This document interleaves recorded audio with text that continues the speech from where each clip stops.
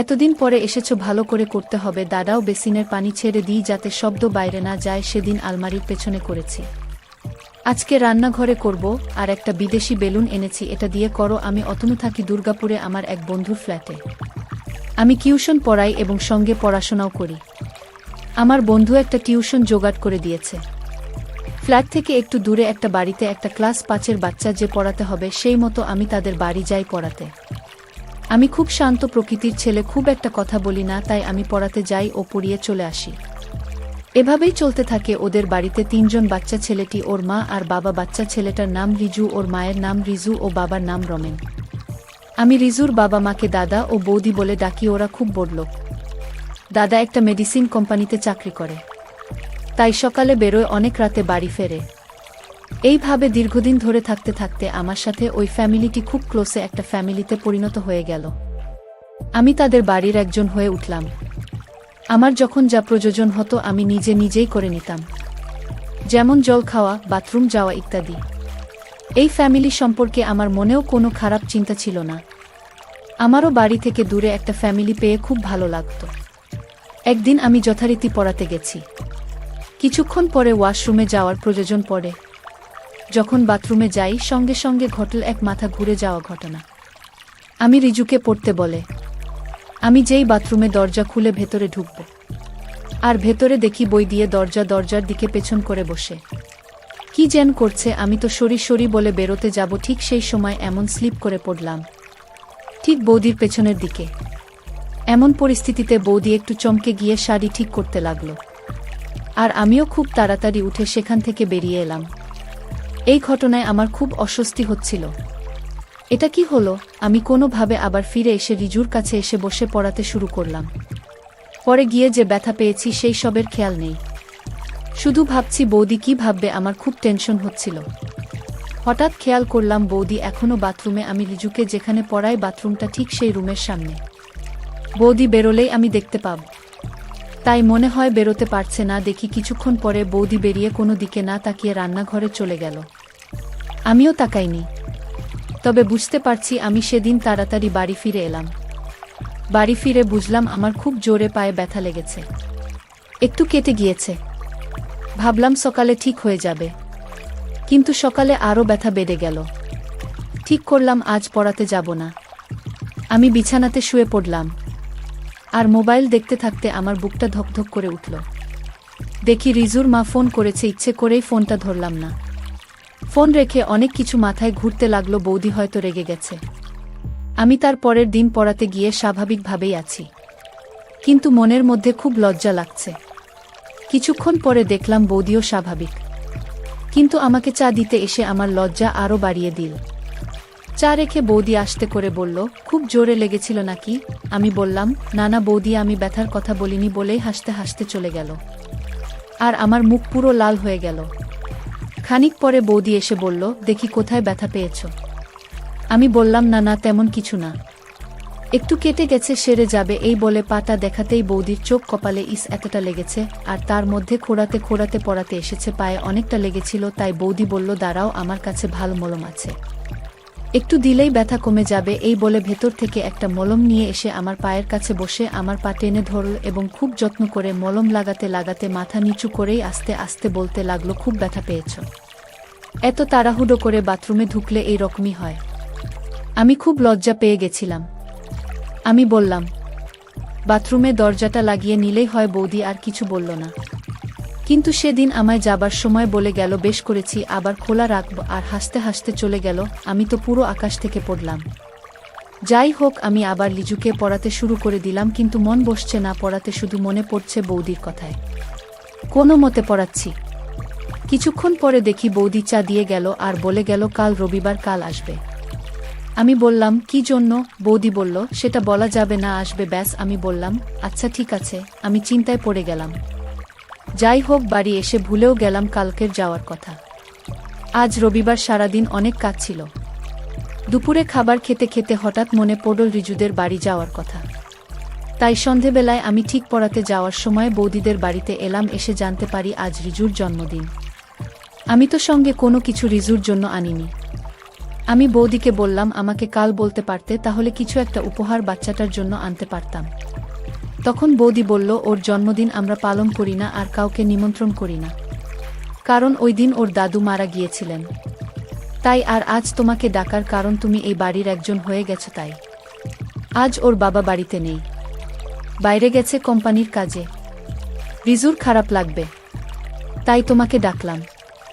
আমি বললাম, ও এই ব্যাপার। বৌদি বলল, আচ্ছা তোমরা বসো, গল্প করো, আমি একটু খাবার নিয়ে আসছি বলে বৌদি চলে গেল। আমি আর রিজু গল্প করতে লাগলাম। কিছুক্ষণ পরে বৌদি এলো খাবার নিয়ে। রিজু মাকে বলল, আজ কিন্তু পড়তে বসবো না। আমি বললাম, আচ্ছা আজ পড়াব না, আজ তুমি যা চাইবে তাই হবে। কিছুক্ষণ ভেবে বলল, আজ লুকোচুরি খেলব। সঙ্গে সঙ্গে বৌদি বলে উঠল, তাই হবে, তবে আমরা লুকোবো, তোকে খুঁজতে হবে। ঠিক আছে। এবার আমি আর বৌদি ঘরের মধ্যে লুকাচ্ছি, আর লিজু খুঁজছে। আমি একটা অন্ধকার ঘরের মধ্যে আলমারির পাশে ফাঁকা জায়গায় লুকিয়ে গেলাম। কিছুক্ষণ পরে দেখি বৌদিও ওই রুমে এসে জায়গা খুঁজছে। শেষে ভালো কোনো জায়গা না পেয়ে আলমারির পাশে লুকাতে এসে দেখে আমি ওখানে দাঁড়িয়ে কিছু না বলে আমার সামনে দাঁড়িয়ে পড়ল, আর বিছানার চাদরটা টেনে নিজেকেও আমাকে ঢাকা নিয়ে নিল। আমাকে বলল, চুপ করে দাঁড়িয়ে থাকো। এরকম অবস্থায় আমার কেমন যেন মনে হচ্ছিল বৌদি পুরো আমার সামনে দাঁড়িয়ে আছে। আমি বুঝতে পারলাম বৌদির সেই কথা বেশ করেছি।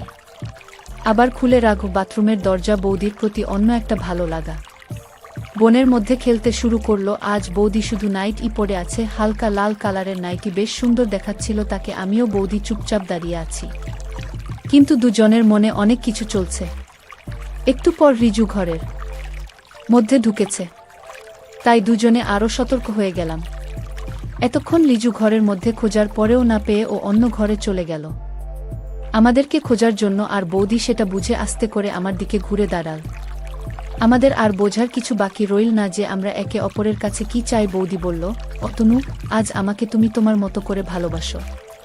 তখনই মা, ও মা, আমি তোমাকে খুঁজে পাচ্ছি না।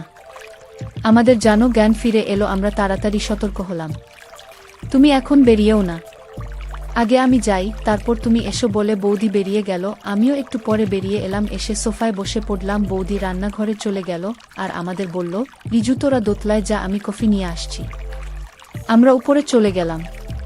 কিছুক্ষণ পরে বৌদি এলো, আমাদের কফি দিল, নিজেও নিল, কিন্তু আমার দিকে তাকিয়ে কথা বলছে না। খুব লজ্জায় মাথা নিচু করে খালি হাসছে। কফি শেষ করে আমি বললাম, আসি বৌদি, আজ রিজু, টাটা, কাল আসবো, পড়ার সময় কেমন? এই বলে আমি উঠতে যাব, তখনই পাশের বাড়ির একটা বাচ্চা বিল্টু এল। ওরা দুজন একই স্কুলের, একই পাড়ার বন্ধু। বিল্টু বলল, আন্টি আমরা গেম খেলব।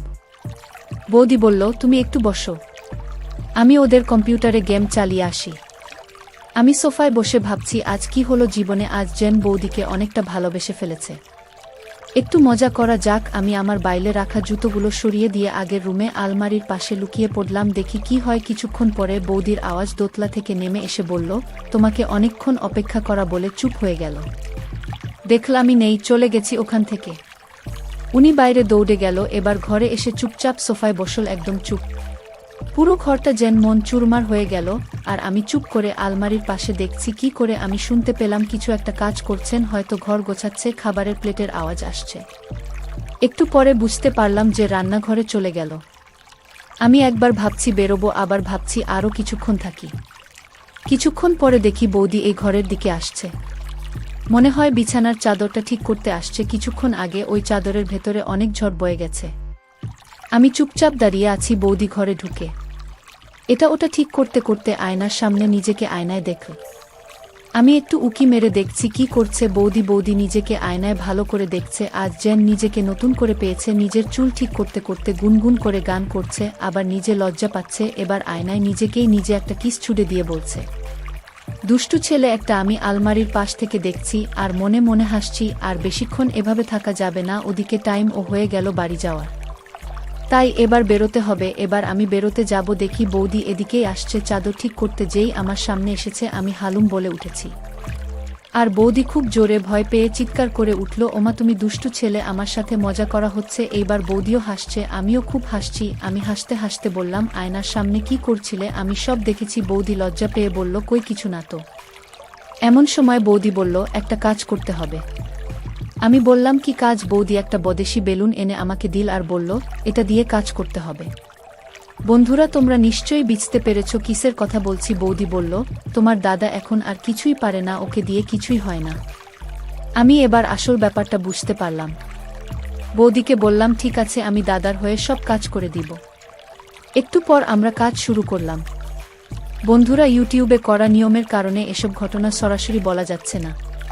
তোমরা কমেন্টে দেওয়া লিঙ্ক থেকে আমার ওয়েবসাইট ভিজিট করো, সেখানে একদম মনের মতো গল্প দেওয়া আছে যেগুলো ইউটিউবে পাওয়া যায় না। ঘণ্টাখানেক কাজ করার পর বৌদি বুঝতে পারল আমি পড়ানোর পাশাপাশি অন্য কাজ করতেতেও বেশ দক্ষ। দেখলাম অনেক রাত হয়ে এসেছে। বৌদি বলল, আজ রাতে এখানে থেকে যাও না প্লিজ, কাল সকালে বাড়ি যাবে, আজ তোমার দাদা বাড়ি আসবে না। আমি বললাম, আমারও ইচ্ছে করেছে থাকতে, কিন্তু কাল সকালে আমার একটা ইন্টারভিউ আছে, আমাকে অনেক সকালে ঘুম থেকে উঠে যেতে হবে। আর তাছাড়া আজ সারা সন্ধ্যায় যা হলো, আমি সমস্ত পড়াশোনা ভুলে গেছি, তোমাকে ছাড়া আমার আর কিছুই মনে পড়বে না। বৌদি বলল, মস্করা ছেলে, বলো কবে আসবে? কলকাতা থেকে পরশুদিন সন্ধ্যায় বলে চলে এলাম। পরের দিন তাড়াতাড়ি রেডি হয়ে বেরিয়ে পড়লাম। বৌদিদের রাস্তা দিয়ে যাওয়ার সময় দেখি বৌদি বেলকনিতে দাঁড়িয়ে আছে। আমি একবার তাকিয়ে সোজা চলে গেলাম আর ফিরে তাকালাম না। সারাদিন ইন্টারভিউয়ের চাপ, ইন্টারভিউ হলো রাতে, আবার ট্রেন ধরে দুর্গাপুরে নেবে। ভাবলাম সারাদিন বৌদি একবারও ফোন করেনি, মনটা একটু খারাপ হয়ে গেল। যাই হোক, বাড়ি ফেরার পথে ঠিক করলাম বৌদিদের রাস্তা দিয়ে যাব। প্রায় সোজা বাড়ি এসে হাত মুখ ধুয়ে শুয়ে শুয়ে ভাবছি চাকরিটা যেন ঠাকুর ঠাকুর করে পেয়ে যায়। কিছুক্ষণ পরে ঘুমিয়ে যায়। সকালে মোবাইলের রিং এ ঘুম ভাঙল, ফোনটা একটু দূরে ছিল। ভাবলাম বৌদি ফোন করেছে, দৌড়ে গিয়ে ফোনটা ধরে দেখি বাড়ি থাকে ফোন। যাই হোক, তাদের সঙ্গে কথা বললাম। তারপর বাথরুমে গিয়ে স্নান করতে করতে খুব রাগ হলো। বৌদি একবারও ফোন করল না, আমিও ফোন করব না। সারাদিন কাজে কাজে কেটে গেল। বিকেলে রিজুকে পড়াতে যাব, একটা প্যান্ট আর একটা টি শার্ট পরে বেরিয়ে গেলাম। রিজুদের বাড়ির দরজা খুলে ভেতরে ঢুকতেই রিজুকে ডাক দিলাম, ও এসে পড়তে বসল। কিন্তু বৌদির কোনো দেখা নেই। আমি পড়াচ্ছি আর ভাবছি কি হলো।